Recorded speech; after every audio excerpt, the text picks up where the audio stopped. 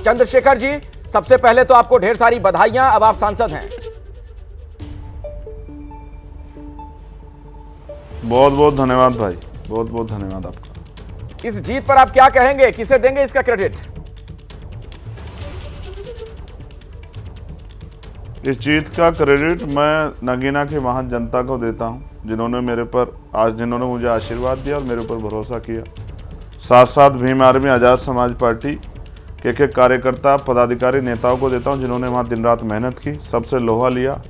और सबसे ज़्यादा धन्यवाद हमारे बहुजन समाज में जन्मे सभी संतों, गुरुओं, महापुरुषों का, जिन्होंने बल पैदा किया कि हम भी हक वंचित समाज के लोग भी आगे बढ़ सकते हैं। थैंक्स डॉक्टर बाबा साहब अम्बेडकर, थैंक्स मान्यवर काशीराम। वो ना होते, संविधान ना होता, अवसर ना होते, तो मेरे जैसे प्राइमरी स्कूल के मास्टर का बेटा आज मेंबर ऑफ पार्लियामेंट नहीं बन पाता।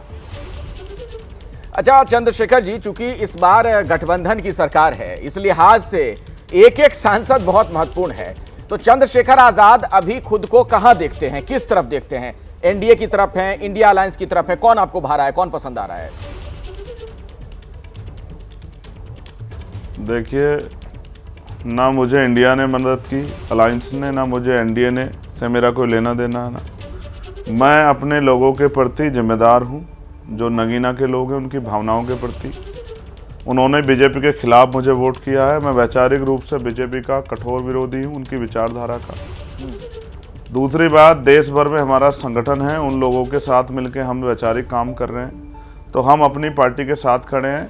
हमारा पार्टी का एक एमपी अभी है, हम अकेला एमपी उनका पूरे देश के जितने भी मसले होंगे, एससी, एसटी, ओबीसी, माइनॉरिटी के, हक वंचित समाज के लोगों, किसानों, मजदूरों के, महिलाओं के, उन सब पे स्टेट में भी जो सरकार है उनसे भी और पार्लियामेंट में भी जो सरकार बनेगी सबसे सवाल करेगा और जवाब मांगेगा। आज़ादी के 70 साल से ज़्यादा बाद भी लोगों को बुनियादी सुविधा नहीं, इसका जवाब सरकारों को देना पड़ेगा। हम जो टैक्स देते हैं वो बजट का पैसा हमारे ऊपर क्यों नहीं लगता? क्यों जो है हमारे क्षेत्रों में विकास के कार्य नहीं होते? क्यों जो है नगीना में एक भी मेडिकल कॉलेज नहीं है? क्यों नगीना में जो है एक भी स्पोर्ट कॉलेज नहीं है? क्यों कोई यूनिवर्सिटी नहीं है? क्यों उद्योग धंधे नहीं लगे हैं? वहाँ के नौजवान रोजगार के लिए कई अन्य अन्य प्रदेशों में जाते हैं। इसका जवाब जो है सरकार को देना पड़ेगा। सिर्फ बातों से काम नहीं चलेगा, बातों से पेट नहीं भरेगा सरकार। आप जो तमाम सवाल पूछे जाएंगे चंद्रशेखर जी, आप जाहिर तौर पर सदन में भी सवाल अब पूछेंगे, अब आप सांसद भी हैं, वहां भी आपकी आवाज सुनाई पड़ेगी। लेकिन आपकी कोई ऐसी मांग, ऐसी कोई डिमांड जो अगर एनडीए के लोग, बीजेपी के लोग मान लें तो आप उनको समर्थन दे दें? एनडीए के लोग अगर मुझे प्राइम मिनिस्टर भी बनाए तो भी मैं एनडीए के साथ जाऊंगा सर। अच्छा, मेरी वैचारिक शक्ति मेरी ताकत है। मैं एमपी एमएलए बनने के लिए कभी लड़ ही नहीं रहा था। मैं हमेशा अपने महापुरुषों के आंदोलन को आगे बढ़ाने के लिए लड़ रहा था। मेरा वैचारिक शक्ति मेरी पहचान है सर, और इसी वैचारिक शक्ति के जरिए मैं दिल्ली पार्लियामेंट में आया हूँ। और मैं जिनकी भावनाओं, उम्मीदों के साथ आया, उनकी उम्मीदों पे खरा उतरने के लिए तैयार हूँ। मेरे खून का एक कतरा कतरा बहुजन महापुरुषों काम आएगा। ठीक है। ये टिकाऊ माल है, बिकाऊ माल नहीं है सर, इसको खरीदा नहीं जा सकता है। टिकाऊ माल है, बिकाऊ माल नहीं है। बहुत अच्छा आपने शब्द बोला, बड़ी अच्छी लाइन आपने बोली। लेकिन फिर भी एक सवाल का जवाब ये तो दे दीजिए कम से कम कि दो जो खेमे अभी नजर आ रहे हैं, एक तरफ एनडीए है, दूसरी तरफ इंडिया अलायंस है, किनके साथ आप ज्यादा कंफर्टेबल है? अगर भविष्य में कहीं जाना हुआ तो किसकी तरफ जाना पसंद करेंगे? आप मुझसे जबरदस्ती कुछ सुनना चाहते हैं कि भाई मैं किसी पार्टी का नाम ले दूं या किसी अलायंस का? छोड़िए ना, आप मुझसे ये पूछिए कि अब आप करोगे क्या।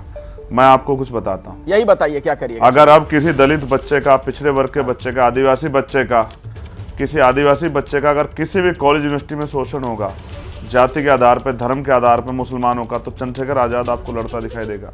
किसी दफ्तर में किसी दलित, पिछड़े, आदिवासी कर्मचारी का या माइनॉरिटी के, मुस्लिम, सिख, जैन, बौद्ध, ईसाई कर्मचारी, न्याय पसंद किसी भी जाति कर्मचारी का अगर कोई उत्पीड़न करेगा सोच के जाति धर्म के आधार पे, तो उसको चंद्रशेखर आजाद से मुकाबला करना पड़ेगा।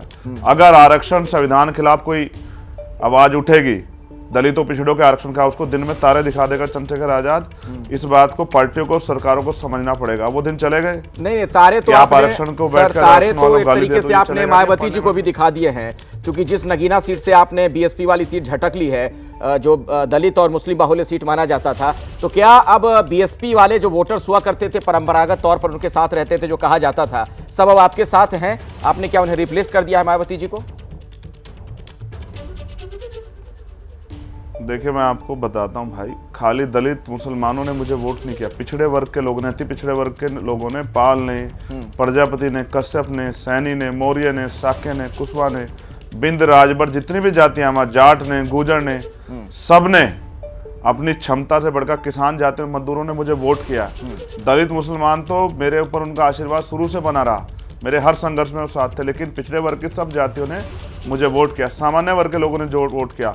महिलाओं का पोलिंग परसेंटेज बढ़ा रहा, क्योंकि जब भी कहीं देश में जुल्म हुआ किसी महिला पे, चंद्रशेखर आजाद ने उसको बहन मान के उसकी लड़ाई लड़ने का काम किया, तो महिलाओं ने मुझे बेटा मान के, भाई मान के आशीर्वाद दिया। भूखे प्यासे रह के, रमजान के समय, रमजान के बाद का दौर था, जो लोग घर आए मुझे वोट डाल के गए, तो मैं उस मिट्टी का कर्जदार हूं। उन्होंने गरीब के बेटे को इज्जत दी है। उस मिट्टी के कर्जदार हैं, जाहिर तौर पर उस कर्ज को आप उतारना भी चाहेंगे। एक आखिरी सवाल ये है, चूंकि इस बार उत्तर प्रदेश में समाजवादी पार्टी ने एक तरीके से कमाल कर दिया, अपने गठन के बाद से सबसे अधिक सीटें ली हैं सपा ने। अखिलेश यादव को कैसा नेता आप मानते हैं? देखिए, अखिलेश जी अच्छे नेता हैं, मगर ये कमाल सिर्फ अकेले उन्होंने नहीं किया है। एक अलायंस था, और उस अलायंस के साथ जो है, भले उन्होंने मेरे साथ कुछ भी किया, लेकिन मैंने अपने लोगों को, क्योंकि मैं आपको तथ्य के तौर पे बताता हूँ, 2 सीटों पे हम लोग चुनाव लड़े हैं उत्तर प्रदेश में, एक पे मैं, और आखिरी 5 दिन में हमने तय किया हम डुमरियागंज लड़ेंगे। तो डुमरियागंज पे हमें 80,000 से ज़्यादा वोट मिले, आप चेक करा लीजिएगा, आपके पास अभी डाटा होगा, आप महसूस कीजिए। अगर मैं सभी सीटों पर प्रत्याशी लड़ा देता तो इनको तारे दिख जाते दिन में। इनमें समाज के प्रति मदद की ना, मतलब ये कह रहे हैं आप, मतलब आपने उनकी मदद की, आप ये कहना चाह रहे हैं कि ध्यान रखें, इसलिए मैं चुप बैठा था। जी जी, मैं ये कह रहा हूँ, 1 लाख से जितनी सीटें कम जीती, 1 लाख के अंतर है जितनी सीटें भाजपा जीती है, अगर मैं समाज के प्रति, बहुजन समाज के प्रति ईमानदारी और देश के प्रति ईमानदारी ना दिखाता, संविधान के प्रति, तो ये सारी सीटें भाजपा जीतती। इसलिए ये सब में भीम आर्मी, आजाद समाज पार्टी कार्यकर्ता को, इन तमाम नेताओं को धन्यवाद देना चाहिए और उनको नीला सलाम करना चाहिए कि उन्होंने जो है इनकी मदद की। दूसरी बात, अब सीवर में, चाहे वो गांव में हो, शहर में हो, या कहीं भी किसी प्रदेश में हो, अब सीवर में हमारा आदमी नहीं मरेगा, ठेकेदार संविदा पे हमारा खून नहीं चूसा जाएगा।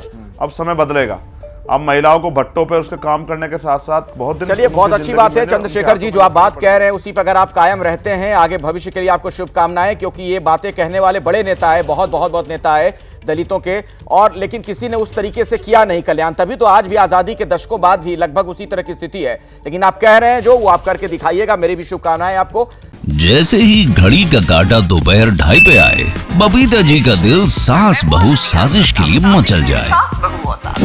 और ये है इनकी बहू, पूरे दिन ऑफिस की टेंशन हो जाए गॉन जब ये करें अपना फेवरेट शो फ्री टाइम पे ऑन। इनकी तरह आप भी देखें अपना फेवरेट शो अपने टाइम पर, और डाउनलोड कीजिए एबीपी लाइव ऐप अपने स्मार्ट टीवी पर।